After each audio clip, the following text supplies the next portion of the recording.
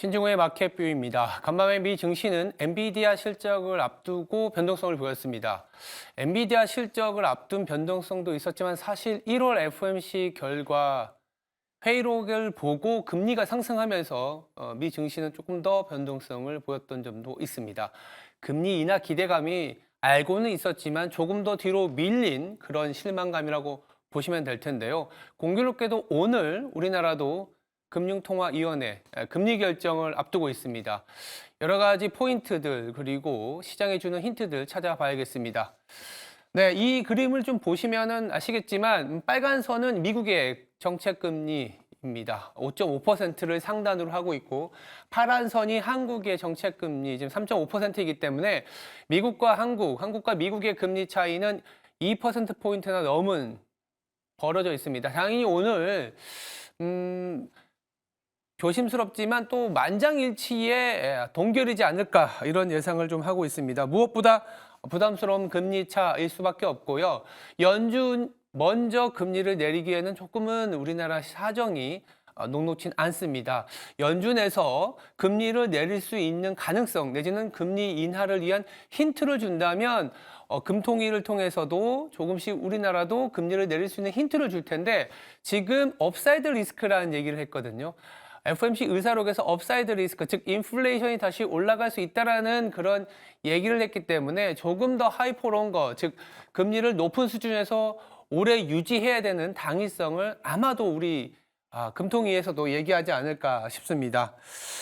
더불어서요, 최근에 미국에서는 금리 인상론도 있습니다. 하버드대 교수이죠. 로렌스 서머스 전 미 재무장관이 지난 16일 인플레이션의 여파로 연준이 다음 행보로 금리 인하가 아니라 금리 인상도 할 수 있다. 확률로는 한 16%좀 미미하긴 하지만 그만큼 지금 금리 인하보다 금리 동결에 어떤 무게가 조금 실리고 있기 때문에 오늘 우리 시장도 특히 한국의 금통위도 금리 동결일 가능성이 높다라는 점 주목해 봐야겠습니다.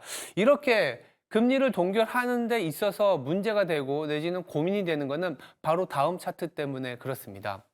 지금 우리나라가 그래도 밸류 프로그램으로 인해서 2,600을 넘은 그래도 2,700에 가까워지는 모습을 보이곤 있지만 내부적으로 보면요 그렇게 크게 좋지가 않습니다. 중국은 계속된 하락세에서 최근에 기술적 리바운드가 나오긴 했지만 한국과 미국, 중국이 근본적으로 탄력적인 면에서 차이가 나는 이유는 바로 이 차트 때문이 아닌가라는 생각을 드립니다. 보시는 차트는 가처분 소득 대비 가계 부채의 비율입니다. 미국이 가장 밑에 있고요. 파란색으로. 그리고 한국이 제일 높습니다. 그리고 중국. 2008년에 금융위기, 그러니까 글로벌 금융위기가 제기되었을 때의 미국의 가처분 소득 대비 가계부채 비율이 135%였습니다. 중국과 한국이 지금 140%, 150, 160%를 넘어 있는 수준이기 때문에 상당히 가계부채가 많다라고 볼 수 있는 거죠. 내수가 나올 수 없는 상황이다라는 얘기입니다. 당연히 지금 우리나라 증시가 올라가는 이유는 내수가 좋아서는 아니라는 건 알고는 있습니다만 어쨌든 내수와 수출이라는 양대 소비 시장이 좋아져야지만이 2,700, 2,800을 넘어서는 그림이 나타나는 아주 그런 강세장이 나올 텐데 지금 금리를 동결시킬 수밖에 없는 상황에서는 내수의 흐름도 앞으로도 조금 더 안 좋은 모습 내지는 기대하기가 어려울 수 있다는 점을 조금 보여드렸습니다. 이 가계부채도 이렇지만 DSR이라 그래서 연간 소득에서 나가는 총 원리금의 비율이 한국 같은 경우에는 14%입니다. 미국의 7%에 비해서 2배나 가까이.